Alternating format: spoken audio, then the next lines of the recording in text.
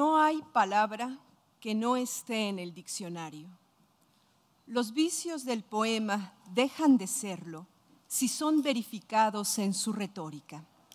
Las inversiones del retruécano se tornan a punto de sutura lisas superficies del verbo. Puedes levantar monumentos con la hipérbole, monstruos con el oxímoron, acicatear con la ironía, evitar excesos y lugares comunes. Pero la poesía, una vez que aparece, no conoce de regla ni ley que detengan la fuerza de su paso. Minerva Margarita Villarreal en su poema de retórica y poética.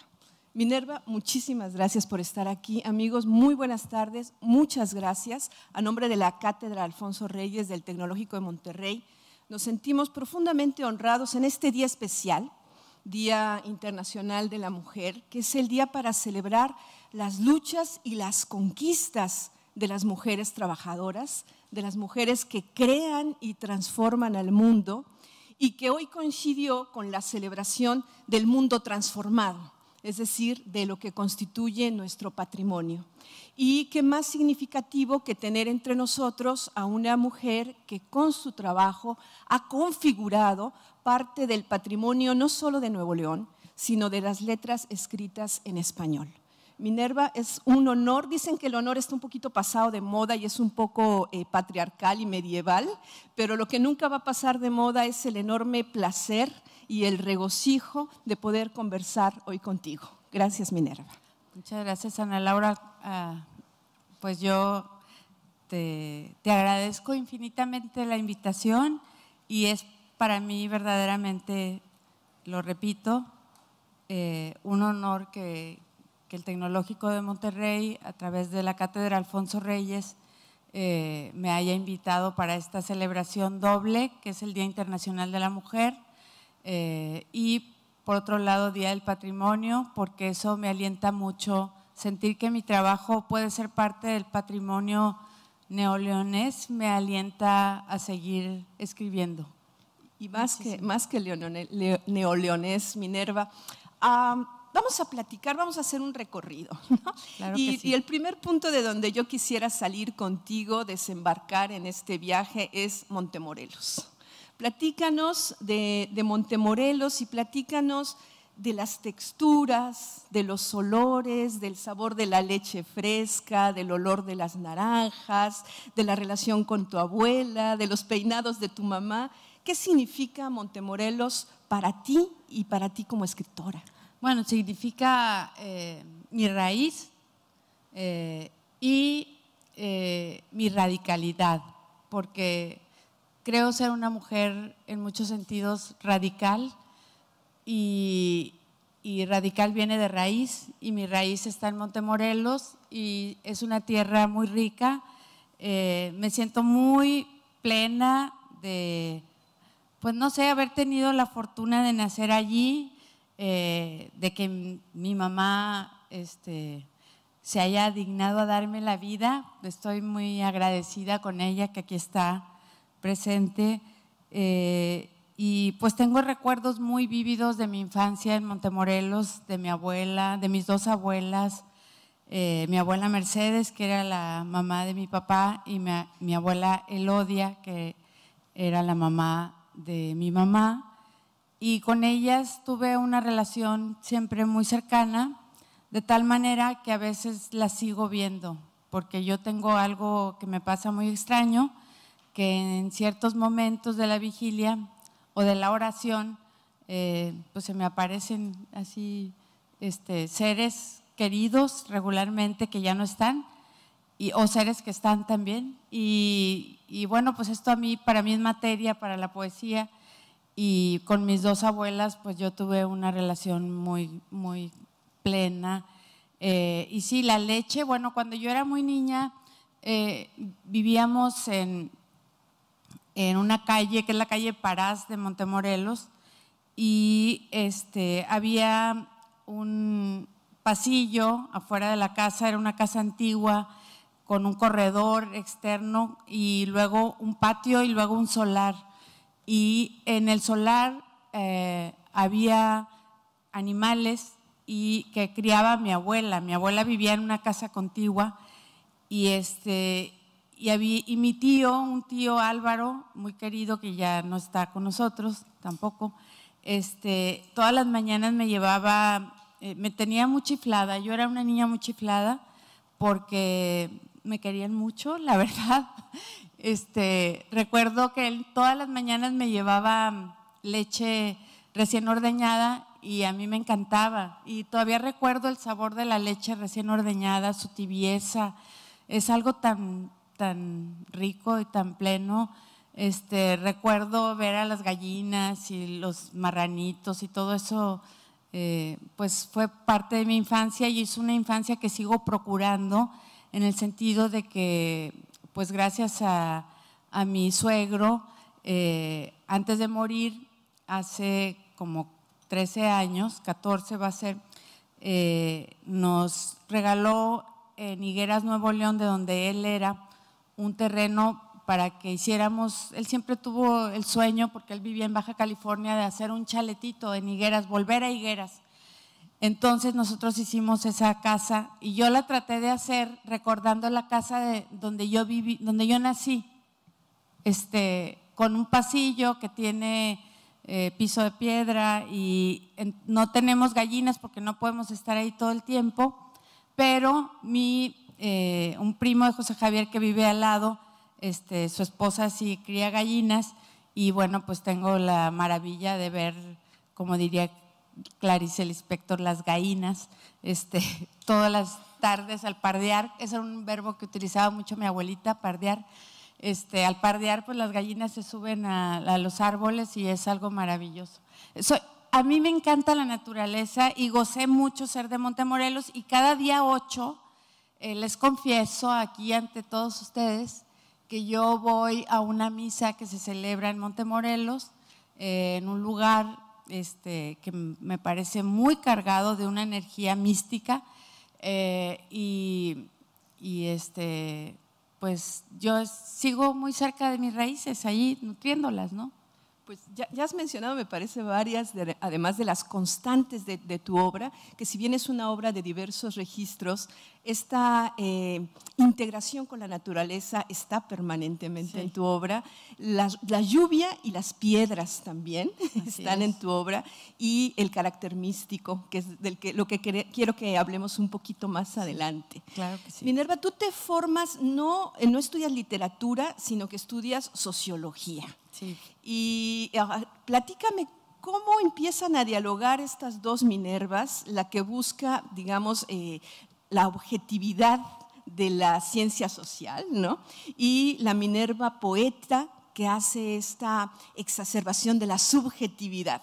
¿Qué pasa con las dos Minervas? ¿Pueden en algún momento convivir, dialogan, se pelean? ¿Quién gana? Sí, mira, yo estudié sociología porque soy Contreras, o sea, porque cuando yo estaba en la prepa, yo estudié prepa en el Colegio Mexicano, tenía una maestra de literatura que es una mujer muy apasionada por las letras, se llama Marta Elsa Rodríguez, y ella nos hacía escribir, nos hacía leer mucho y nos hizo leer, entre otras cosas, Macbeth, y nos pidió que escribiéramos sobre Macbeth, y cuando yo hice el escrito, ella me dijo, fue conmigo así, me apuntó y me dijo, tú vas a escribir, tú tienes que escribir. Entonces yo le dije, ¿qué? Entonces me dice, sí, tú debes estudiar letras y te debes dedicar a la literatura.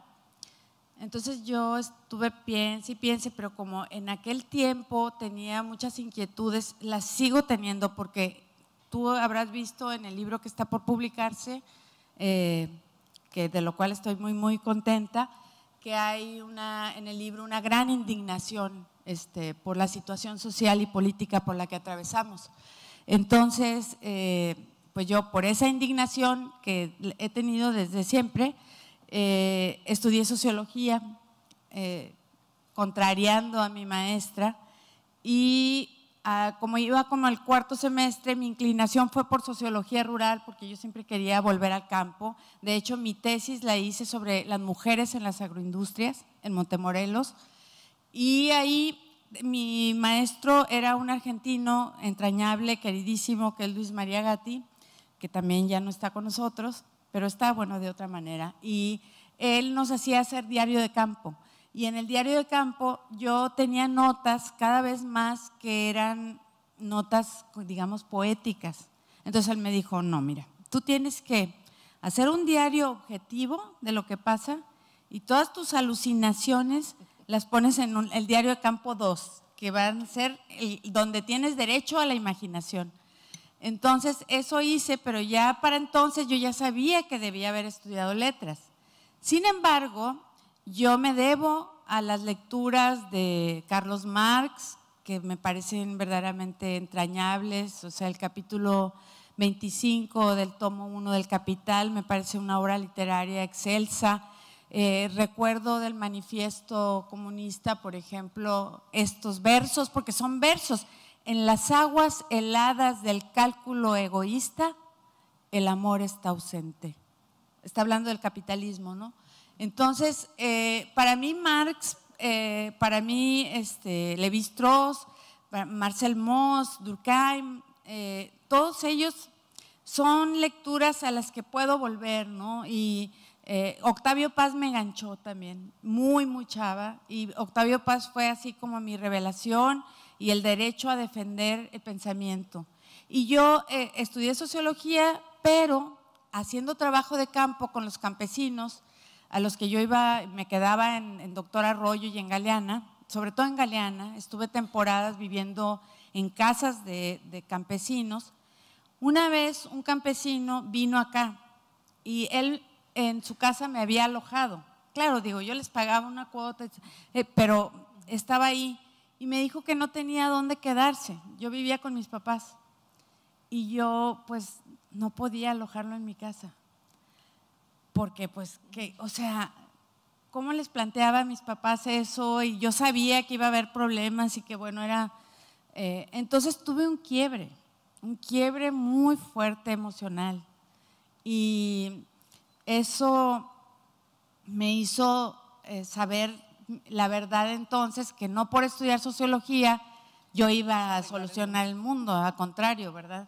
Se me generaba un problema mayor. Entonces, ese quiebre trajo consigo el volver a la literatura y el encontrar en la poesía pues algo que sientes que encuentras momentáneamente, pero luego sigue eso, esa inquietud y sigues buscando, ¿no? Y que es lo innombrable, ¿verdad? Y porque cómo llamar a eso que yo sentí de no poder yo, tan buena, tan revolucionaria, tan guagua, no podía alojar a un campesino que me había dado casa en mi casa. Entonces, bueno, ese tipo de cosas son muy formativas y eso me hizo ya entrar de lleno en la palabra. Y mencionas en una entrevista este episodio en Israel, sí, y el árbol. Platícanos. Sí. Eso es verdad. A mí a veces me da pena contarlo porque como los aparecidos que de repente vienen por las madrugadas o por las noches, pues resulta que yo fui a Israel cuando terminé la carrera de sociología porque la OEA daba becas para hacer un curso de desarrollo comunitario y como yo estudié sociología, pues eso venía muy bien con mi trabajo y lo que estaba haciendo. Y entonces hice la solicitud e inmediatamente me dijeron que sí, que era candidata para irme y que me daban la beca. Entonces, pues me fui, mis papás no querían que me fuera, me acuerdo que fueron a llevarme al aeropuerto todos mis amigos, porque tenía muchos amigos. José Javier, con quien en ese momento ya se dio como el flechazo, no me acompañó ni fue a la fiesta que me hicieron de despedida, ni me acompañó al aeropuerto, ni mis papás, porque no querían que fuera. Entonces, pero yo era tal la revolución que traía y la preocupación porque mis papás no querían que me fuera, pero yo ya estaba con un pie en el avión, que me fui con las llaves de mi carro y de la casa al avión. Y en aquel tiempo sí se dejaba que la aeromoza saliera y bueno, pues tuvo que salir a entregar las llaves porque yo ya me iba con todo y llaves, ¿verdad? Y estando en Israel, estaba en una clase, era la mejor clase de todas las clases que llevé. Era una clase de psicología social que daba un maestro judío. El tipo era brillante, y de todas las clases, yo en esa clase no perdía atención, o sea, siempre estaba muy cuidadosamente atenta de lo que él dijera, porque decía cosas extraordinarias, como que, por ejemplo, ¿qué me acuerdo? Una lección de él decía: cuando trabajes con alguien en el campo, o sea, en el campo me refiero a no en el campo, sino si tú estás haciendo un trabajo de tipo comunitario, siempre ponte en los zapatos del otro. Siempre, o sea, nunca hagas una valoración ni un juicio si no estás en los zapatos del otro. Y en eso estaba el maestro cuando de pronto yo estaba sentada al lado de una ventana y había un árbol que creo que era un roble muy fuerte y muy frondoso. Y de pronto me perdí de la clase dejó de existir y yo sentí que el árbol me hablaba, o sea, sentí una voz que me decía que ya me dedicara a la poesía, que esa iba a ser mi vida, la poesía. Y fue algo estremecedor, fue muy, muy intenso y me dediqué a la poesía. Y has tenido una vida para eso, ¿no? Sí, y, claro. y no solo para producirla, Minerva, también, yo quiero que ahora nos concentremos más en tu producción como poeta, pero también como editora. Es decir, has hecho un trabajo muy serio, muy importante en edición. La colección del Oro de los Tigres, si ustedes la conocen, es valiosísima. Hace un trabajo de traducción de poetas universales que de otra manera no tendríamos acceso. También has hecho ediciones tan memorables como la de José Emilio Pacheco, que el propio Pacheco quiso que cuando le entregaron el premio Cervantes fuera ese el libro oficial. Es decir, un trabajo de mucha pasión, pero también, y entrega, pero también de muchísimo cuidado. Yo quisiera que nos platicaras muy, muy brevemente, porque tu labor como editora es muy vasta, de esta pasión, no solo por producir tu propia obra, sino también por editar la obra de los demás poetas. ¿Cómo surgió? ¿Cómo surgió y cómo la vives? Bueno, yo la vivo muy intensamente porque soy muy obsesiva. Yo creo que el arte es la historia de una obsesión que cada artista vive, ¿verdad? Porque uno siempre está peleándose con la perfección que nunca logra, pero está siempre en esa, y no, o sea, es una cosa como inacabable. Y yo así vivo las ediciones. Trabajo mucho, hicimos un equipo en la capilla en donde están varias personas que son, la mayoría fueron estudiantes míos, o de la facultad. Está Marta Ramos, Nancy Cárdenas, Carlos Lejaim Gómez, está Diana Garza Islas y está Rodrigo Alvarado. Y hacemos este trabajo, pero sí, ¿cómo decirte? A mí me entran como ataques de si encuentro algo en la revisión que no está bien. Por ejemplo, me pasó ahora que vamos a publicar una antología de la obra de una poeta extraordinaria que es Ingeborg Bachmann, una poeta austriaca que escribió en alemán y que tuvo una muerte curiosamente como la de Zelda Fitzgerald y como un episodio de Clarice Lispector. Tuvo una muerte extraña en un hospital que creo que como que se incendió el hospital o algo así, pero otros suponen que pudo haber sido suicidio. Bueno, el caso es que no sabemos, pero lo que me extraña es que estas mujeres tengan estas muertes trágicas. Y bueno, pues ya su vida venía siendo trágica. Y estábamos trabajando la obra y me dice, Diana, que como que ya me conoce, me dijo: Minerva, hay que verla, tienes que verla. Y yo: Diana, yo confío en ti, le decía, yo confío absolutamente en ti.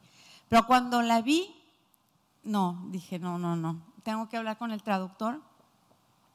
Y bueno, así trabajo, o sea, me pasé en Guadalajara, que gracias a la universidad y a una invitación de algunos escritores allá, pude ir 2 veces Entonces me pasé 2 días encerrada con Daniel Bencomo, que es el traductor, para tratar de que, o sea, está excelente, su traducción era excelente, pero de que la música estuviera vigente en el poema, ¿no? Porque sin música no hay poesía. Y trabajar imágenes que podían expandirse. Y bueno, hicimos un clic, Daniel y yo, y trabajamos muy, muy padre. Después seguimos trabajando por teléfono y el libro ya va a salir, pero como ves, a mí me entran estas euforias, ¿no?, de trabajo, y porque siento que tengo que defender, en este caso, tenía que defender a Ingeborg Bachmann. O sea, es ella la que tiene que aprobarnos desde donde esté, ¿verdad? A propósito de eso, yo quisiera que tú y yo dedicáramos a Dulce María, nuestra entrañable, adorada, preciosa, divina y querida, muy querida amiga, esta charla, porque pues Dulce siempre estará con nosotros. Claro, claro, y de hecho más adelante, ahora que hagamos el recorrido, hay una cita que quiero hacer de ella respecto a tu obra, que resulta memorable. Y ahora sí vamos a agarrar el hilo del viaje, ¿no? Vamos a agarrar el hilo del viaje por tu obra. Tú inicias escribiendo, publicando tu primer libro, que además lo publicas tú en la editorial junto con José Javier, ¿no? Ajá, que es Hilos de Viaje en el 82. Sí. Y es una obra que es una especie de narración poética con tintes un poco surrealistas, no fácil de leer, y nos hablas de estos personajes que son Claudia Cassetz y Marisa Mariana. Sí. Y platícanos un poco cómo surge Hilos de Viaje, y cómo es que decides publicarla, y quiénes son Clarisa y Mariana. Sí. Bueno, son personajes absolutamente inventados, aunque después un señor me dijo, tiempo después de que había aparecido el librito en Estados Unidos, me dijo, yo tengo una amiga que vive en Nueva York que se llama Claudia Cassetz, y yo no lo podía creer, y me dijo, eso, o sea, bueno, qué bueno. Es un poema que escribí ahí sí, de una sentada, o sea, no de una sentada, sino de un trayecto en tren por el Regiomontano, de Monterrey a México.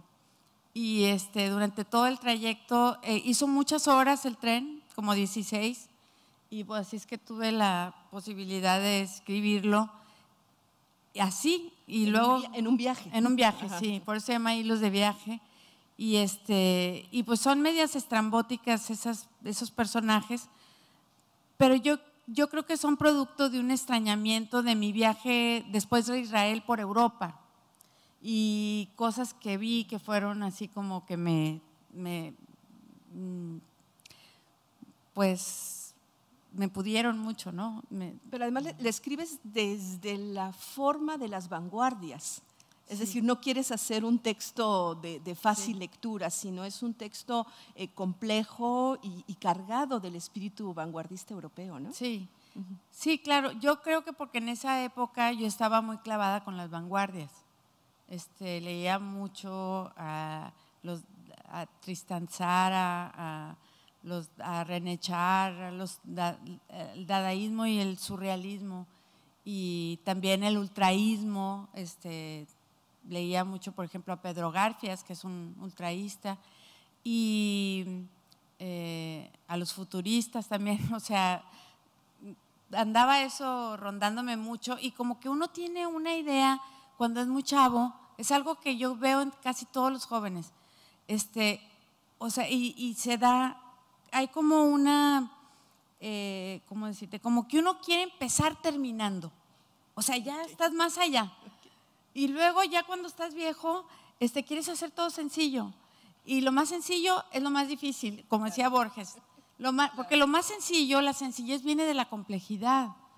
Entonces, la complejidad pues implica como a la vida en todo su vigor y en toda su expresión, y hay que trabajar con eso, ¿no? Claro. Luego viene un silencio de casi 8 años, ¿no? Del 82 hasta el 90, en el que viene además un gran libro Es decir, guardas silencio durante 8 años y después ganas el Premio Nacional Alfonso Reyes, donde además está como presidenta del jurado Enriqueta Ochoa, ¿no? Nada menos, ¿no? Sí. ¿Qué pasa en esos 8 años? ¿Qué se está incubando para que llegue Pérdida? Dama Infiel, se estaba incubando Dama Infiel al Sueño. Okay. Dama Infiel al Sueño es un libro que me llevó 9 años de trabajo. Pero Pérdida es primero y gana el premio. No, Pérdida gana el premio, ajá, pero primero, y fíjate, ajá, es muy curioso porque yo tuve algo que les quiero platicar para que vean cómo ha sido mi paso por el mundo editorial, etcétera. Yo tenía un amigo muy querido él quería ser mi padrino literario, que le decían el vampiro. Se llama, es uno de los… Qué peligroso nombre para un padrino literario. Sí, ¿no? Sí, él se llama Francisco Cervantes, tampoco está con nosotros, es un gran poeta de la generación de José Emilio Pacheco y la verdad creo que no le hemos hecho la justicia que merece, aunque hay un premio en Querétaro, porque él era de ella, que se llama Francisco Cervantes, pero tenemos que trabajar muchísimo su obra, es una obra muy personal y muy plena, y yo me llevaba súper bien con él y me dijo, él leyó el libro de Dama Infiel al Sueño cuando yo lo estaba por terminar, según yo, y me dijo, te propongo, porque yo soy lector del Fondo de Cultura, que me lo des para publicarlo. Entonces, ese día estaba yo en el Distrito Federal, comimos, me acuerdo que en el Veracruz, esa propuesta me la hizo en el Veracruz, un restaurante que estaba ahí por Avenida Universidad, donde estaba el Fondo de Cultura, antes, ¿te acuerdas? La librería que estaba por Universidad, antes de que se hiciera la que está en el Ajusco. Entonces, yo le dije a Francisco, espérame tantito porque quiero que lo vea alguien que para mí es muy importante. Ese alguien era Enriqueta Ochoa. Entonces fui al día siguiente a casa de Enriqueta en la mañana para que me ayudara a revisar el libro. Salí en la madrugada del día siguiente, estuve todo ese tiempo con ella, las dos sentadas en la mesa, nada más nos parábamos para comer, traer comida y seguíamos trabajando. Y ella me dijo cuando concluyó la sesión, Minerva, siento mucho decirte, pero tu libro no está. Yo, si fuera tú, no lo publicaba. A tu libro le falta depurar imágenes, le falta limpiarlo, pero es que le dije, Enriqueta, pero ya llevo muchos años con él, pues a mí no me importa, me dijo, puedes esperar más. Dama Infiel al Sueño. Dama Infiel al Sueño, lo que importa es el libro. Entonces, yo al día siguiente ya me había quedado de ver con Francisco para darle el libro, para el Fondo de Cultura Económica Editorial, en que solo he publicado el libro de Pacheco. Entonces, le dije, Francisco, me dijo, ¿el libro? Le dije, no, pues fíjate que no te lo voy a dar. ¿Cómo? Me dijo, le dije, no está, el libro no está. Porque Enriqueta además me decía por qué no estaba, ¿verdad? Y tenía razón. Entonces, yo le dije que no, y él me dijo algo que ha sido como una maldición que me ha acompañado, pero gracias a esa, que no es maldición, bueno, me dijo lo siguiente, mira Minerva, tú eres de provincia, yo ahorita estoy aquí, soy lector del Fondo. El día que yo me vaya, ya no va a haber nadie que defienda tu trabajo y no te van a publicar. Cosa que pasó. Entonces, pues sí, no publiqué en el Fondo, que para mí era muy importante. Y pues el libro fue a dar a una editorial donde un amigo, que era amigo de José Javier en esa época, no era amigo mío, yo no lo conocía, le gustó mucho, lo detectó, lo rescató, y que es Jorge Esquinca. El libro es Dama Infiel al Sueño y se publicó en Cuarto Menguante junto con Felipe Garrido, que Garrido me había dicho, tu libro es muy bueno, y ya cuando estaba, yo no sé si sea bueno, ¿verdad? Pero a ellos les gustó. Y después, cuando Pérdida, Enriqueta no conocía Pérdida, pero ya sabía, o sea, seguramente algo le decía del libro anterior, ¿no? O sea, a lo mejor encontró algo y Enriqueta fue jurado, yo no sabía quién era el jurado hasta después. Y fue muy bonito que Pues, fuera Enriqueta. Si te parece, voy a leer, Sí, pero claro. además me ha encantado encontrarme así con tu poesía. Voy a leer un fragmento de Pérdida que me parece que es una invocación a la poesía, cuando dice: haz que la luz descienda, que desciendan los ríos a los mares, que duerma el corazón un poco, que descanse la luz en la arboleda. Me parece que es una invocación, y quiero leer también la parte justamente de Pérdida, un fragmentito que dice: frente a la luna danzo, bajo su luz me inclino y bailo una y otra vez al ritmo de la melancolía, extasiada, con el sudor empapando mi cuerpo, desnuda, excitada, extraviada, perdida, perdida, perdida, en este sitio a donde nunca iré, de donde nunca he salido. De donde no he salido. De donde no he salido. Sí. Pues, ¿cómo no iba a ganar el premio Minerva? Ay, muchas gracias. Y en Dama infiel al sueño, donde hay además ya un franco erotismo, ¿no? Sí. Que es una característica también en tu obra, y un erotismo que se va a fusionar con el misticismo, hay también el retomar del mundo clásico griego, que me gustaría que hablaras un poquito de eso, de las figuras clásicas griegas, particularmente de Penélope. Hay un artículo que es muy, muy bueno de Ludivina Cantú y de Herón Pérez, donde dice, se llama Penélope subvertida, ¿no? Sí. Entonces dice: Minerva retoma la figura de Penélope, que ya está desde Hilos de Viaje, pero la subvierte y la convierte en alguien que no es la observada, sino que es quien observa, ¿no? Que no es un objeto, sino que es sujeto, que además no es tan fiel, que se puede permitir la infidelidad. Y ahorita, antes de que nos hables… Porque es fiel a sí misma. Es fiel a sí misma, claro, claro. Me gustaría mucho leer esto de Penélope, de Dama infiel al sueño, se llama justamente Penélope, y dice: durante 20 años he tendido una soga donde prefiero colgarme todas las noches a estar entre tus brazos, eternamente tuya, eternamente muerta. Enteramente muerta. Enteramente muerta. Sí. Y este fragmento del canto de Penélope desde las playas de Ítaca, que está dedicado a mi queridísima amiga aquí Marta presente. Casarini. Aquí está Marta Casarini. Aquí está Marta Casarini. ¿Dónde estás, Martita? Anda. Que Marta, bueno, ha sido una maestra para mí, una maestra en la vida, una hija, una hermana y una madre, y viceversa, ¿verdad, Martí? Pues este fragmento de canto a Penélope desde las playas de Ítaca, que dice: ah, Ulises, he llegado a aborrecer tu ira, que adormece mi deseo hasta vencerlo. Por eso he decidido callar. Cada vuelta a la aguja es una palabra muerta. Hay quienes piensan que vivo en el olvido porque no escuchan los gritos de mi encierro. Los muros ahogan los ecos del delirio. He velado por más de 20 siglos y hoy, en el turbio amanecer de esta historia manchada, preparo las naves. Esta es tu Penélope, ¿no? Sí. La que es capaz de irse. Sí. Platícanos del mundo griego, de tu fascinación, griego y latino, ¿no? Sí. Porque después va a venir Cátulo. Sí. Esta fascinación por este mundo griego y de tu capacidad de subvertirlo. Sí, fíjate que yo pienso que es una cosa como decirte que ya traigo en el nombre, ¿verdad? Porque me llamo Minerva, pero además en toda mi familia hay Minervas, porque antes de que naciéramos las Minervas murió una tía que se llamaba Minerva, y en la familia de mi mamá casi todos mis tíos tienen nombres latinos. No sé qué les picó a mis abuelitos, pero tienen nombres latinos.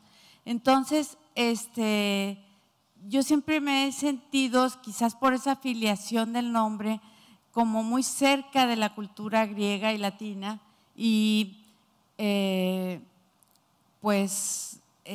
empecé mi primer taller literario que yo di en la Biblioteca Central del Estado, fue sobre lírica arcaica griega.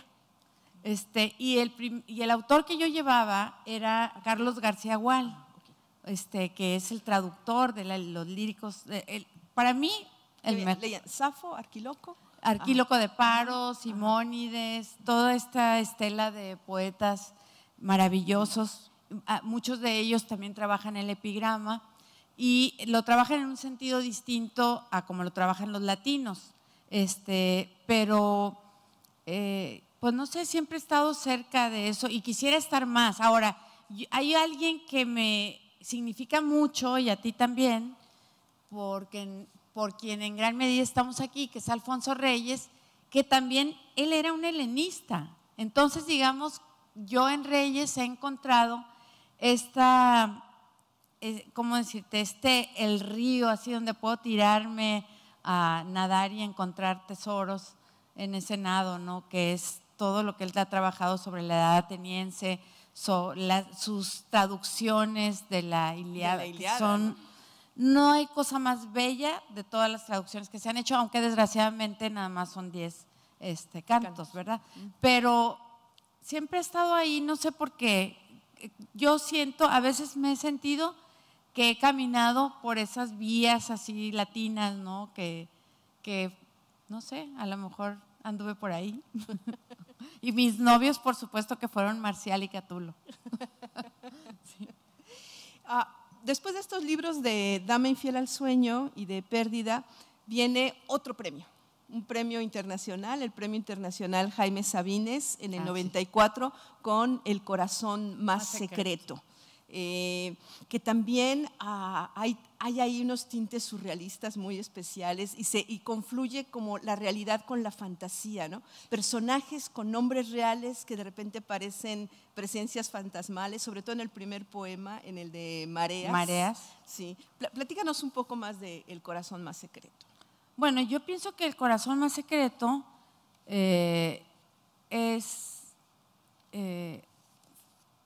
con el último poema que está ahí, que se llama La paga común del corazón más secreto, que es un poema largo, muy, muy extenso, que tiene prosa y verso. Con ese poema se llegó a un límite en mi lenguaje y yo hice un corte ahí, y porque fue en el momento en que yo terminé ese libro, cuando nos fuimos al Paso, Texas, José Javier, mis hijos y yo, y estuvimos allá prácticamente 3 años.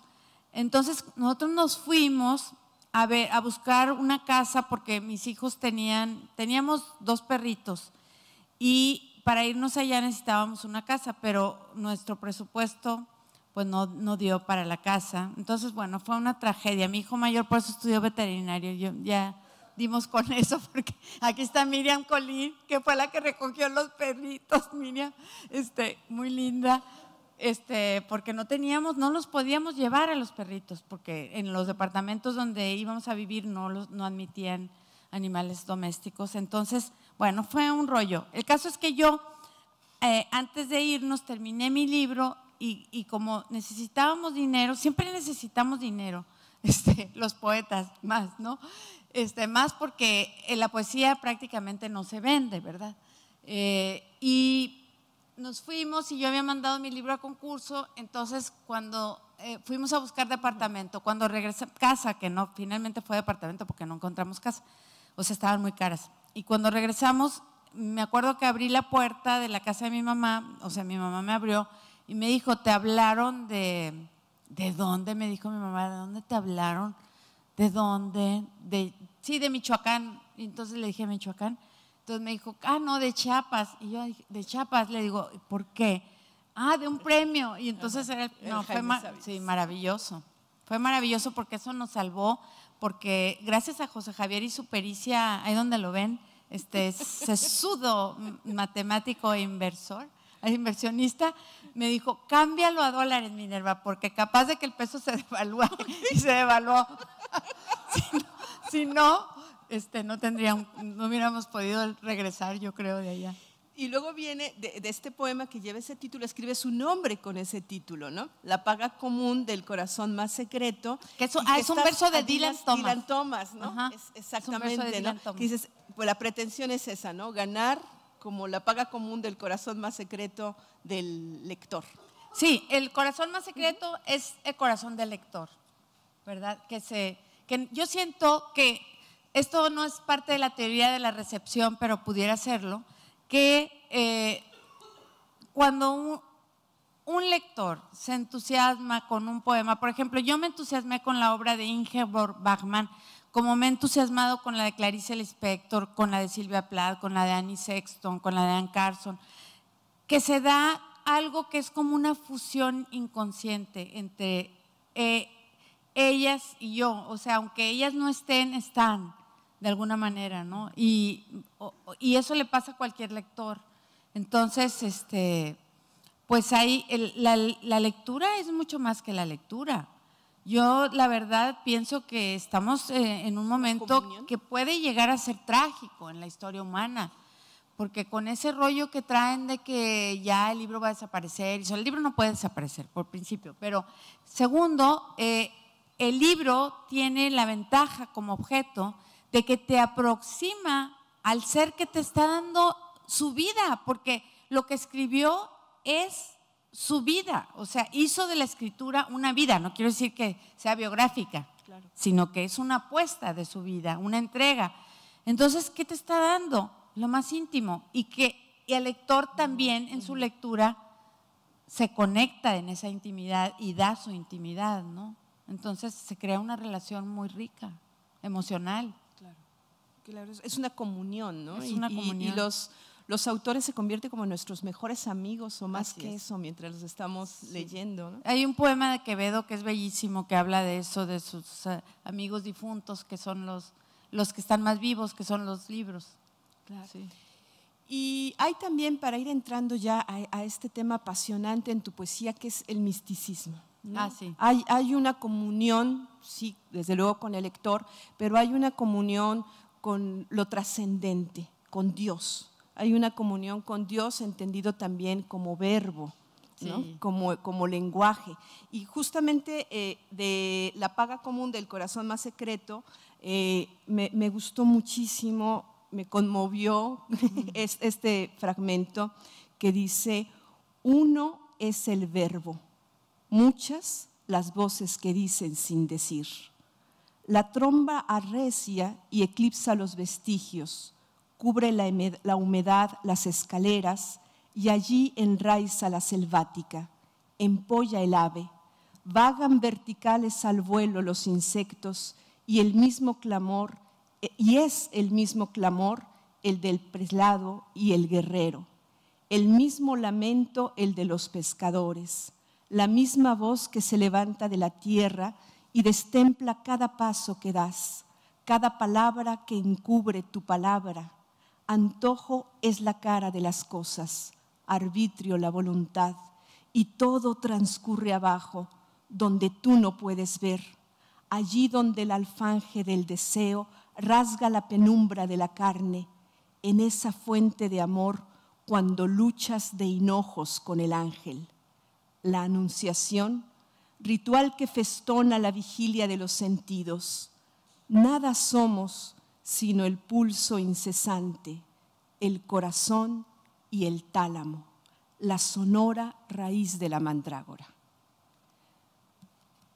¿Cómo viene este vuelco místico en tu poesía, Minerva? Ay, como vino esa voz que escuché que me tenía que dedicar a la poesía, que ya me desafanara de todo lo mundano, que me encanta. No, pero también hay eso, ¿eh? Sí. Es decir, hay una búsqueda de espiritualidad profunda, de comunión, pero hay también una conciencia de lo terreno, de lo mundano, de lo erótico que se funde, como en la gran tradición mística erótica, ¿no? Sí, bueno, fíjate que hoy que fui a misa en la mañana, decía, a lo mejor lo traigo por aquí, sí, aquí lo traigo, en misal, bueno, hay una cita de la Biblia que dice algo que me fascinó. Yo dije, yo tengo que escribir, es que yo escribo mucho con estos, o sea, las citas que hay aquí del Evangelio y las citas que hay de los Salmos, y luego yo voy, busco en distintas Biblias y leo y lo que traigo pues lo trato de, hago intertextualidad con esto. Y encontré, o sea, he hecho varias cosas así, pero hoy encontré una cosa que me fascinó. Dice, les voy a leer tantito, porque dice, cuando se acercaba la Pascua de los judíos, Jesús llegó a Jerusalén y encontró en el templo a los vendedores de bueyes, ovejas y palomas, y a los cambistas en sus mesas. Entonces hizo un látigo de cordeles y los echó del templo con todo y sus ovejas y bueyes. A los cambistas les volcó las mesas y les tiró al suelo las monedas, y a los que vendían palomas les dijo, quiten todo de aquí y no conviertan en un mercado la casa de mi Padre. En ese momento, sus discípulos se acordaron de lo que estaba escrito: el celo de tu casa me devora. Es un endecasílabo. El celo de tu casa me devora. ¿A poco no? Claro. Es un principio de poema, ¿verdad? Entonces, eso, o sea, de verdad que yo siempre he encontrado en la Biblia, como, por ejemplo, en la figura de Elías, por supuesto en Juan el Bautista, que le hice un poema, encuentro en el mismo Cristo, que era un verdadero rebelde y era un tipo de mucho cuidado. O sea, si se nos apareciera ahorita, quién sabe si nos caería tan bien como cuando vamos a la iglesia, ¿verdad? Porque imagínense que nos dijera, quítate esa ropa que cuando la gente se está muriendo de hambre, ¿no? Podría ser, ¿no? Entonces era un irreverente en sus acciones, eran de arremeter también. Y un radical. Era un radical. Como iba Marx. A la raíz, sí. Iba a la raíz de Montemorelos. Entonces, el caso es de que, pues, de estas lecturas vienen esos como arrebatos, ¿no? Ahora, yo he estado leyendo la obra de Santa Teresa, no tanto como necesitaría que me pagaran nada más para eso, pero voy a lograrlo en algún momento de mi larga vida que espero tener. Porque Teresa de Jesús tenía arrebatos y eran episodios de éxtasis, pero cuando hablamos de éxtasis, hablamos como uno cree en el orgasmo, ¿verdad? El orgasmo. No, pero eran también de dolor. Y hay como un placer en la búsqueda del dolor, y hay un dolor en la búsqueda del placer en Teresa. Y bueno, yo encuentro eso. Y pues son lecturas que a mí me parecen verdaderamente, no sé, yo las quiero emular. O sea, para mí esos son los que hay que leer. O sea, a mí, yo respeto y por supuesto que estoy totalmente de acuerdo con las ligas feministas en pro de la difusión de la obra de las mujeres. Por supuesto, porque yo soy mujer y es una verdadera chinga, para hablar con propiedad, no existir. Y ustedes saben que nuestro país, que es prolijo en ese tipo de acciones que desmerecen muchas veces el valor del trabajo de las mujeres, pues hay que pronunciarse por existir, y una manera de existir es crear, ¿verdad? Pero, y por supuesto publicar y demás, pero la verdad a mí en lo personal, lo que me apasiona, me extasía y me deleita y yo quiero estar con Santa Teresa. O sea, ¿cómo decirte? Allá está, en el allá y entonces está la riqueza. Es que tiene unas imágenes verdaderamente prodigiosas en su obra, no en su poesía, en su obra narrativa, que además ella lo hacía porque ella era pedagoga. O sea, ella lo que quería era enseñar a las monjas que la seguían, a las que convencía para hacer los conventos, les quería decir dónde estaba la verdad, su verdad, que era el humanismo cristiano. Pero lo que escribe es altamente poético, ¿no? Y eso es lo que a mí me parece que nosotros debemos de estar en búsqueda del allá y el entonces para, ¿cómo decirles? Para que el aquí y el ahora pueda florecer, porque si no, pues corremos el riesgo del abaratamiento. De quedarnos sin raíz, justamente, ¿no? Sí. Es la raíz. Tú tienes un epígrafe maravilloso en La condición del cielo que dice: estoy tocada por Dios y estoy sangrando. Sí, ese es mío, no es de Santa Eso te iba a preguntar, ¿de quién es? Es tuyo. Sí, Podría ser de Santa Teresa. Podría ser de Estoy Santa tocada Teresa, por Dios. pero no, es mío. Sí. Y hablando de la condición del cielo, en un texto que hace Dalina Flores, dice de tu obra, dice: nos eleva hasta el mundo de los dioses y luego nos deja caer en picada. La palabra nos toca y en medio del misticismo que despliega en cada evocación, de cada ausencia, regresamos urgidos para participar del cielo y de su condición, ¿no? Que me parece una lectura atinadísima la que hace Dalina Flores.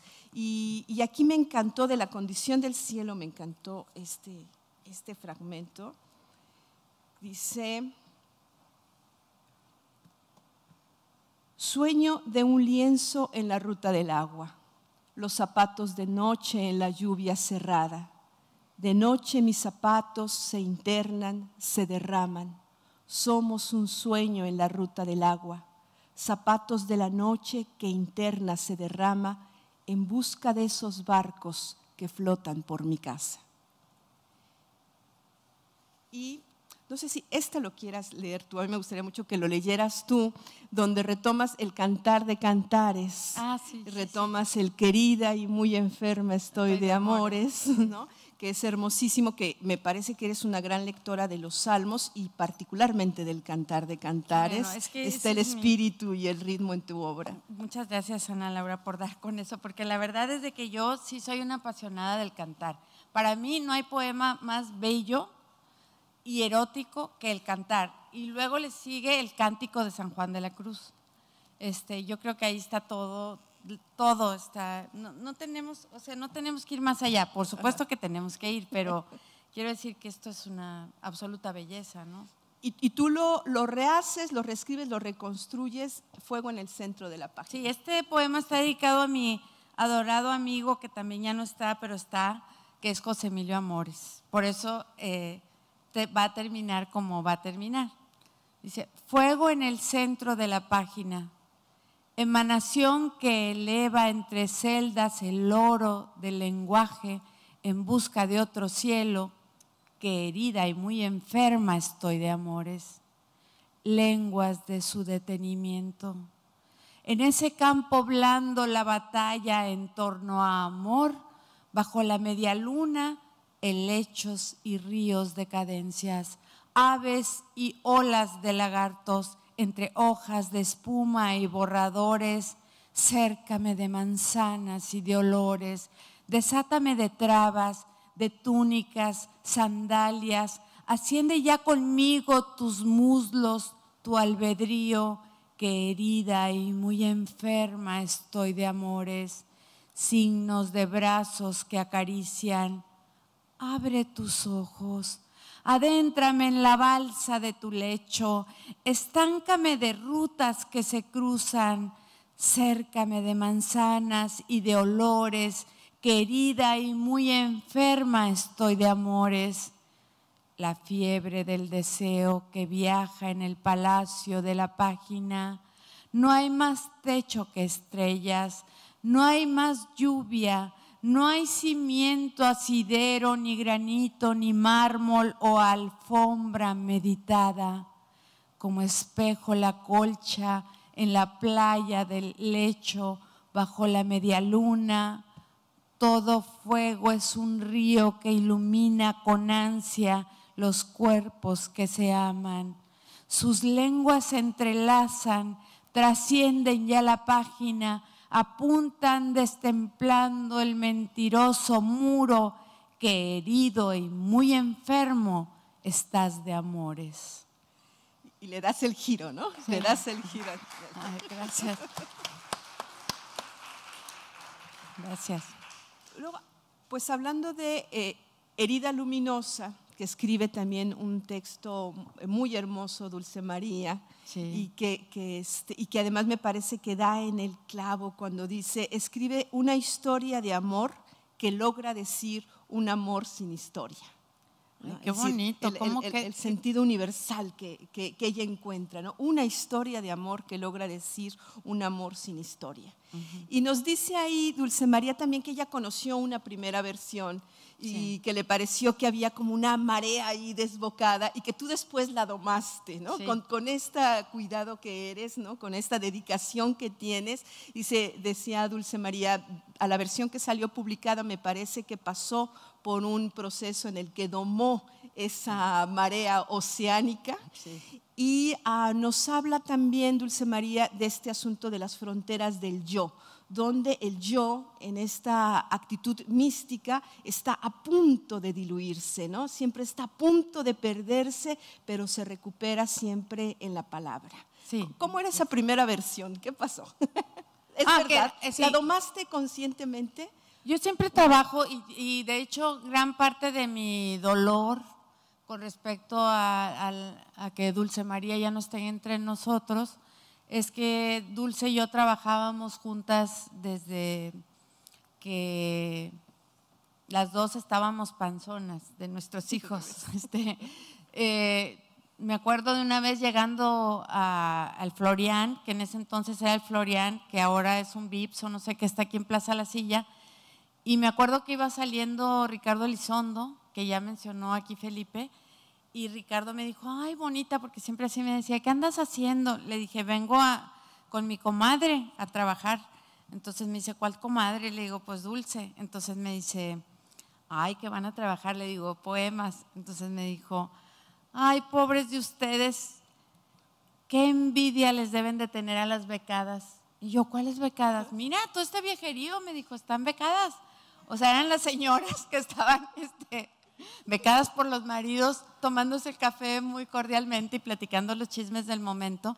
Y nosotras, pues, nos juntábamos ahí a trabajar y trabajar los poemas. Y pues, por eso Dulce conoció de varios libros, del Corazón Más Secreto. Dulce también me ayudó mucho con ese libro, de un libro que tengo inédito, de Herida Luminosa. En fin, Dulce y yo trabajábamos así, o sea, no creas que era todo el tiempo de nuestras vidas, no, pero cuando ya teníamos un libro, entonces nos juntábamos a revisarlo. Y era un poema, ese poema tardó muchísimo, porque pues lo depuré. Yo trabajo mucho, yo no publico nada hasta que no estoy absolutamente segura de que no me voy a arrepentir. Pero a veces también me arrepiento, porque de los arrepentidos es el reino de los cielos, ¿verdad? Pero en general sí estoy pues más o menos tranquila de lo que he publicado. Y el libro era muy, ¿cómo decirte? Tenía muchas resonancias del agua, del agua. Ahora, el agua es purificación, sí, ¿verdad? Y es una constante, ¿no? La lluvia, sí, y el agua en tu obra. Sí, no sé por qué. Dice, para tener aquí la presencia de Dulce María, dice, a partir de los sonidos, la música, las imágenes relacionadas con la naturaleza, el parque con su árbol y sus hojarascas, las aves, el caballo, las nubes como lagos, el agua de la lluvia y la del mar, y yo agregaría la piedra también, se va creando un ritmo que se eleva hasta el gozo y enseguida desciende hasta el profundo dolor. Este sentido de el dolor y el placer. Mira, yo de Herida Luminosa, este cierre me parece verdaderamente maravilloso, de un alto erotismo místico, cuando dice, si no fuera por la tibieza, por esa humedad que baja hasta mi vientre, te aseguro que habría abandonado este trayecto en el que tú, secretamente y a mitad de la noche, en el que tú, veladamente y sin jamás decirlo, en el cuerpo desierto del amor, me amas. Parece bellísimo, de Herida Luminosa. Y bueno, Luego sigue otro premio importante, nada menos que el premio Sor Juana Inés de la Cruz, con Tálamo, que también recibe otro premio internacional, ¿verdad? Sí, un premio en Líbano. En Líbano. Bueno, no es exactamente ese libro, sino que hay poemas de ese libro que están en lo que yo envié, porque ellos lo que pasa es que hay un poeta danés de Copenhague que se llama Niels Hav, que yo conocí en 2007 en un festival de poesía al que me invitaron en Canadá, en Alberta, Canadá, que es WordFest, es un festival muy famoso y muy, digamos que ahí conocí a escritor que le dieron ahora el premio de la FIL de Guadalajara, a Magris. Y ahora lo volví a ver, fue muy, muy lindo. Y Niels Hav un día me escribió y me propuso para ese premio que mandara una selección, porque es por invitación de otro poeta que te conozca. Y pues sí, estaba en un momento muy difícil de mi vida y fue una maravilla que me hayan dado ese reconocimiento. Pues mira, de Tálamo, que también hay esto, el humor, y ahorita vamos a hablar un poquito, vamos a cerrar con el humor. A mí me encantaron estos dos pequeños poemas que dice: vuelo hasta donde rompen las nubes, el cielo se tuerce y lo alto se abre porque estás. Y otro que dice: dentro rompe y salgo, vuelo al nublado encendido por los oros del fuego, hasta allí haciendo manchada de tinieblas, ahora que no estás. Sí. Y de yo te quiero pedir que leas otro poema que me parece verdaderamente maravilloso y además muy significativo. A ver, detalle. Sí. Este es un poema, pues, que tiene que ver con con un título de Pita Amor. Okay. Porque Pita Amor tiene un libro que se llama algo así como Yo soy mi casa o algo así. Okay. Y dice: la casa que construiste fue arrasada. Vi cómo sucedió. Cómo se desprendían paredes y ladrillos. El techo voló sobre los huesos y el paisaje entre la hierba abrió. Echó raíces bajo las plantas de mis pies. Estoy anclada y esta casa mojada por la lluvia, esta casa azotada por el viento, hecha polvo y materia que crece, esta casa soy yo. Gracias. Gracias. Y bueno, vamos a hablar ahora ya del último, el más reciente que está por salir. Está por salir. Yo tengo el privilegio de tener las galeras del libro, de Amor y Furia, que son epigramísticos.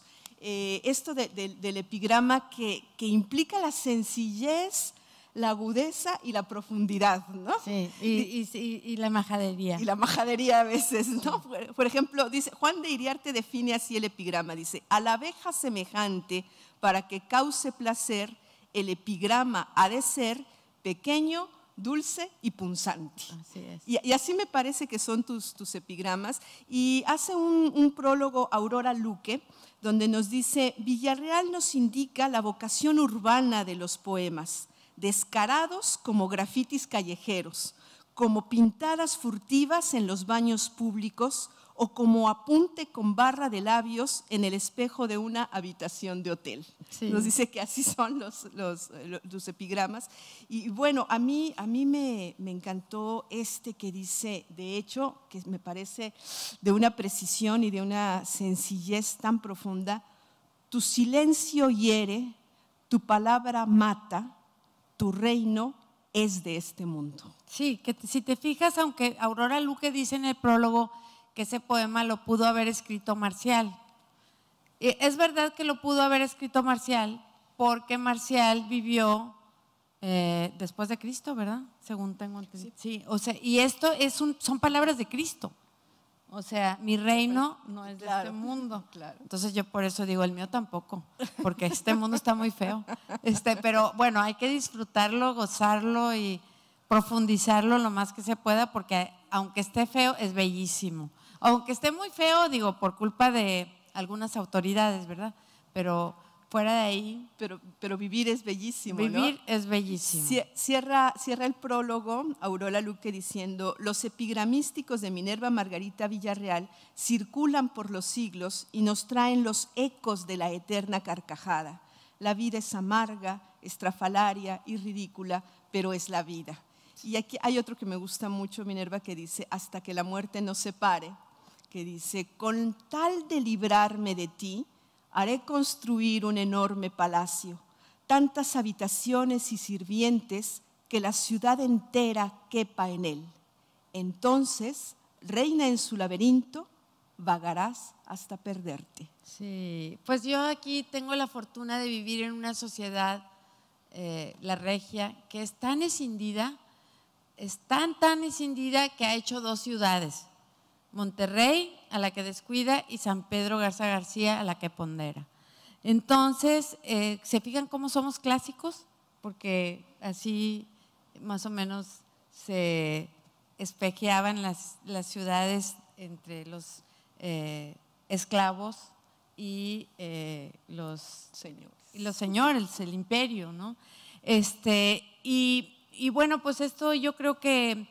Tengo otro poema aquí que se llama Manumisión, que tiene que ver con la concepción del estatus marital de una mujer en cuanto a ser esclava, ¿no? Y que a lo mejor sería padre que lo leyera, no sé. Si lo tienes aquí, no, como tengo las galeras en la computadora, no lo imprimí. También. No, lo tengo en el iPhone. Pero sí, yo creo que ahí está la socióloga también. Okay. O sea, que hay apuntes que son bastante tomados de mi trabajo de campo, pues en algunas casas de San Pedro y así, puntos circunvecinos, ¿no? Pues si te parece, abrimos el diálogo, si hay preguntas del público, comentarios. Ya los aburrimos, no sé.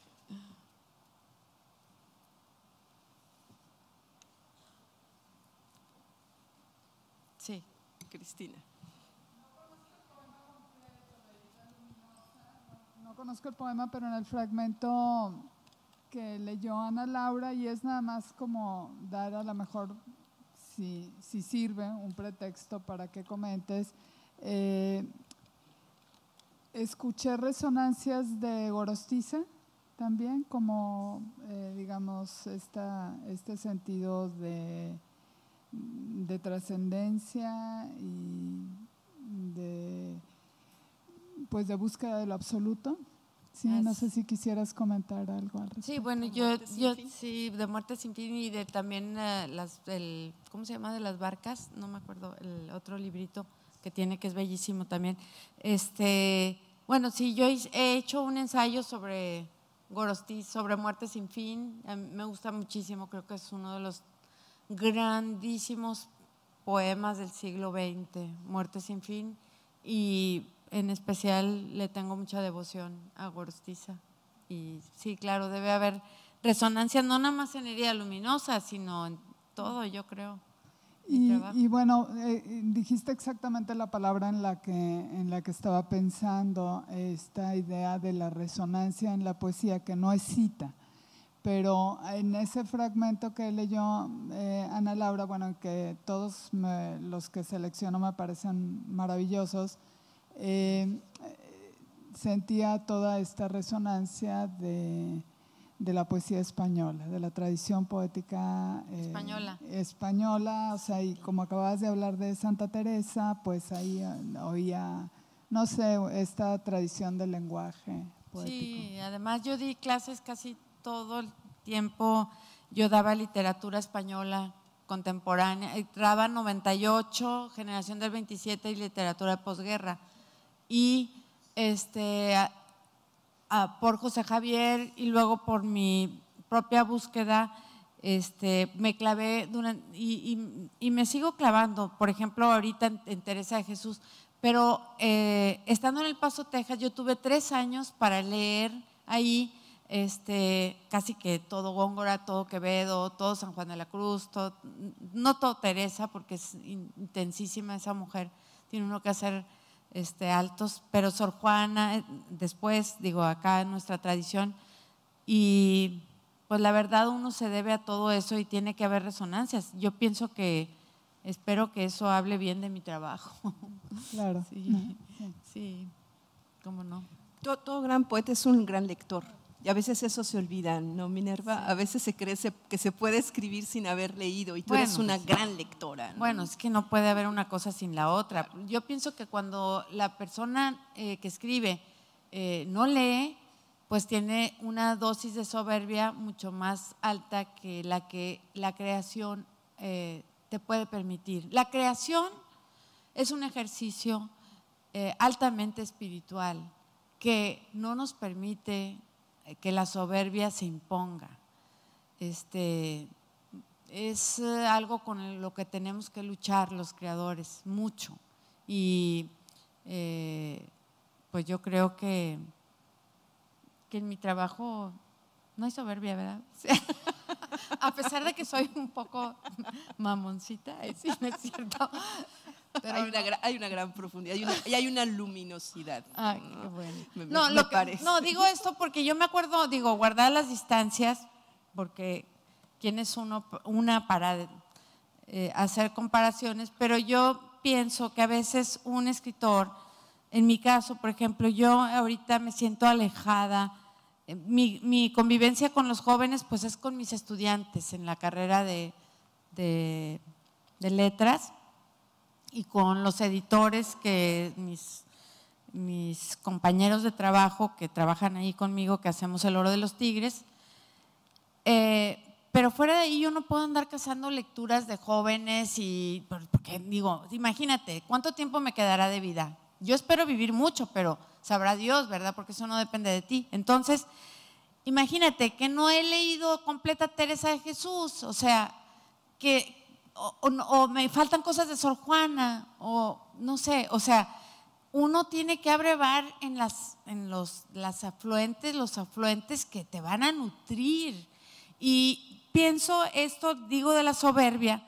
Yo me acuerdo que hace mucho, yo tengo un amigo muy querido que es un poeta español que se llama Antonio Colinas.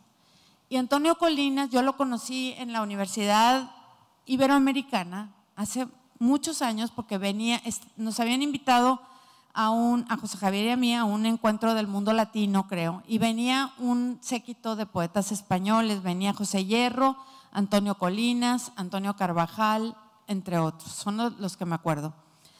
Entonces estaban ellos en un panel y cuando terminaron de leer nos dijeron que se abrió un diálogo, y entonces yo hice una pregunta y les dije que bueno, que cómo le hacían ellos para publicar en editoriales internacionales, porque pues yo vivía en la provincia mexicana y pues no, era muy difícil darse a conocer, un poco como lo que estaba ahorita en la mesa, ¿no? La discusión esta. Entonces él me dijo, pero eso no te debe preocupar, lo que te debe preocupar es tu escritura, o sea, que tu escritura tenga el nivel de hondura y de excelsitud como para que luego sola entre. Claro, digo, no sabe uno en qué años vaya a entrar eso, ¿verdad? Lo verás, no lo verás. Por lo pronto, este librito se va a publicar ya fuera de este país. Pero esa lección de Colinas a mí me pareció impresionante. O sea, tú en lo tuyo, o sea, lo tuyo que es la escritura, no la autopromoción, es la escritura. Entonces, eso es lo que uno tiene que hacer, y para escribir pues tienes que leer. Si no lees, pues como… Ahí es donde digo que la soberbia debe… O sea, si tú eres un poeta verdadero y estás abocado a la creación, tú tienes que leer, porque si no lees, ¿a quién te debes? O sea, uno se debe a su tradición, y la tradición tú la inventas con las lecturas que tú vas eligiendo o te eligen a ti, ¿verdad? Okay. Y bueno, es eso. ¿Había otro comentario? habíamos visto otra mano levantada. Sí. Perdón. Minerva, yo sé que el trabajo administrativo y sobre todo en la universidad, en esos espacios, es muy demandante. Entonces, ¿a qué horas escribes? ¿Cómo haces espacio para escribir? Sí, pues siempre me lo he hecho porque la verdad es que es una urgencia, es una necesidad del cuerpo, la escritura para mí, o sea, así es, tiene que salir porque si no se me pudriría, ¿verdad? Y pues yo en cualquier lado escribo y luego ya lo paso, escribo en el celular, en un papelito, en una servilleta y luego ya lo paso y voy haciendo lo que tengo que hacer. Pero sobre todo mucho de noche y los fines de semana, José Javier y yo, pues, y mis hijos a veces cuando quieren y cuando pueden, pues tenemos encerronas en higueras, o sea, nosotros nos vamos nada más que podemos ya dejar el trabajo y allá nos encerramos y allá estamos en otro tiempo, en otro espacio y como la naturaleza está así muy naturaleza, no tiene obstáculos, pues no sé qué se produce en mí que se me expande así la creación y puedo leer mucho y escribir mucho y nos procuramos eso todos los fines de semana prácticamente, a menos que haya feria del libro. Como ahora que va a haber feria del libro, pues no podemos ir, pero siempre lo hacemos y es un refugio que es una puerta para la creación, ¿verdad? Y ahí está. Entonces, pero sí uno busca eso, ¿verdad? Darle salida a lo que tiene que salir. No, a ti. ¿Algún otro comentario? Sí, es que se está grabando, entonces es mejor con el micrófono. Sí, yo te quería preguntar, porque bueno, nosotros nos conocemos hace muchos años, pero ¿cómo podrías tú, por ejemplo, comentarnos así como con algunos nombres o con algunos números o como de alguna manera, como el recorrido de tu vida? Porque tu poesía ya ves que ha ido cambiando, el recorrido, haz de cuenta como por ejemplo la época, no sé, me acordé de una época antes de que te fueras no me acuerdo si ibas a ir al Paso o venías de regreso, que nos juntábamos y estabas embarazada de Jimena, yo creo que era de Jimena, entonces a la luz de un fondue, ¿verdad? Y que de algunas como cositas de imágenes griegas, entre que leías poesías y te inspirabas y comíamos, o sea, como si hubiese, no sé, como momentos de tu vida en la poesía que no sé, que nos pudieras contar, o sea, así como la maternidad o como, no sé, la menopausia o la universidad o… Fíjate que yo he estado tan ocupada que la menopausia ni me ha pasado de noche. No, pero me refiero yo a puntos… Es buena receta, así, como si hubiera momentos alrededor del cual tu poesía tuviese, por ejemplo, como dices ahorita, esta cuestión bíblica y otro momento, no sé, marxista o… Porque sí, como que yo digo, de lo que he leído es como si hubiera así como temáticas, ¿no? O épocas. Sí, no bueno, sé. sí, yo pienso por ejemplo que el poema de Mareas, que también está dedicado a Casarini, ¿verdad? Es un poema en el cual está una época, hay una época ahí, hay una contención de tiempo, de temporalidad, hay un registro del tiempo allí, pero por ejemplo en ese registro del tiempo, en el poema que citó Ana Laura, que creo que es el de La paga común del corazón más secreto, sí, ¿verdad? Sí, de la Anunciación. Donde viene la Anunciación, ese por ejemplo ya no obedece a un tiempo de este mundo. O sea, como que hay poemas que están inscritos o donde se inscribe una temporalidad del aquí y el ahora que pudo haber sido hace 20 años o no sé, y hay poemas en los cuales el sentido de trascendencia, si es que se logró, viene por una evocación de algo que no tiene nombre. o sea, que no tiene espacio aquí. Y que eso es lo que yo digo que son los arrebatos, que vienen de cosas de quién sabe dónde, como la anunciación esa. Sí, sí. Marta.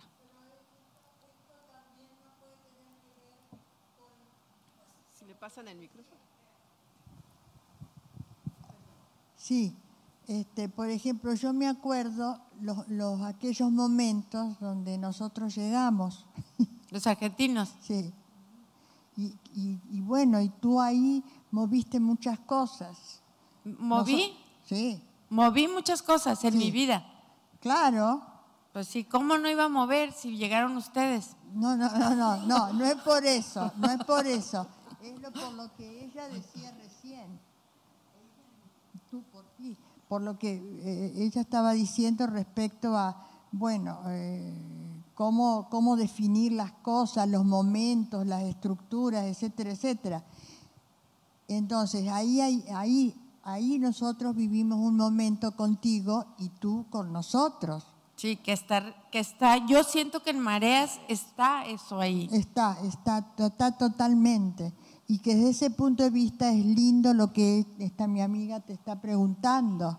Sí, Miriam, ya saben, todos saben que eres Miriam. ¿Verdad que todos saben que ella es Miriam? Sí. Bueno, entonces, Miriam, qué mala que soy. No, pero no, en serio, es hermosa y es Miriam. Entonces, es bueno sí explicarle a ella, ahí en Mareas, por qué, cómo se decidió eso, ¿no? Es decir… No, pero es que son cosas que no se deciden. O sea, bueno, tú no sabes, Marta, más que nadie, que yo quise ser narradora. Sí. Porque como buena regia, yo quería ganar dinero con los libros. O sea, yo quería ser narradora y Marta me decía, tienes que hacer una novela. Y yo, sí. Entonces yo me sentaba a escribir una novela y me salía un poema. Sí. Siempre me salió un poema. Entonces, no, o sea, no es por decisión, porque uno… la escritura te llega, tú eres vehículo, no eres, eres medio, no eres fin y no lo decides.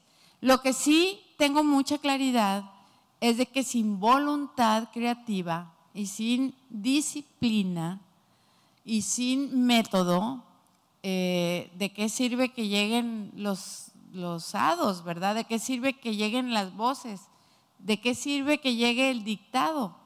Hay una frase de Flaubert que me parece maravillosa, que dice, sé ordenado y cabal en tu vida para que puedas ser violento y terrible en tu creación. O sea, esto es trabajo. 99% horas nalga y una de inspiración. La inspiración es eso que llega. Si me explico, pero yo no, o sea, uno no puede decidir en un poema. O sea, por ejemplo, el Sistema Nacional de Creadores de Arte te pide que hagas un proyecto y te pide definir qué vas a hacer. Bueno, y tú lo pones, pero generalmente lo que haces es una traición de lo que dijiste que ibas a hacer. Y eso no es que yo lo diga nada más. O sea, Octavio Paz dice siempre lo que el poeta piensa que va a hacer, no es lo que escribe. Porque escribes de quién sabe dónde. O sea, de quién sabe dónde viene. Entonces, yo, por ejemplo, tampoco, o sea, no puedo tener la claridad de recordar. Cuando recuerdo, por ejemplo, hay un poema que está en Dama Infiel al Sueño que dice algo así como que 30 eran las venitas de una hoja que estaba en un árbol, no sé qué, no me acuerdo. A mí me gusta mucho ese poema, no porque el poema no es bueno, yo creo que nadie lo escogería para una antología, pero a mí me recuerda estar tirada con José Javier abajo de un árbol de su casa en Tecate. Mientras Pablo, mi hijo mayor, corría por ahí, andaba en un triciclo, no sé, ahí iba y venía, jugaba con fichas. Y yo me acuerdo de ese momento como un momento bucólico, aunque Tecate no sea bucólico, pero que a mí me transportó y escribí ese texto. El texto no es bueno, pero ahí yo sí recuerdo, pero los demás no sé exactamente, o sea, qué musaraña o lo que fuera me lo inspiró, o sea, no sé. Pues vamos a cerrar la conversación, ya estamos. Sí. Marta, perdón, quería decir algo más. Hermanas, y está tu mamá también. Gracias, querida. Están tu mamá y estaban tus hermanas. El día que nos conocimos, creo que fue el día que nos conocimos, o ya nos habíamos visto en la facultad, y llegaste con todos los niños. Sí. ¿No? No Ahí sé está si una se niña. acuerdan. Ahí está una niña. Ella era muy joven, por supuesto, y luego venía un montón de niños así, chac, chac, chac, chac, ¿no?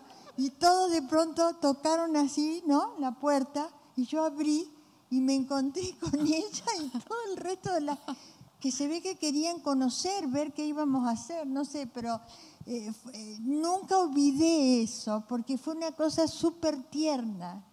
Tú con todos los niños, pero así, uno y después otro y otro. Sí, señora, porque cuántos niños.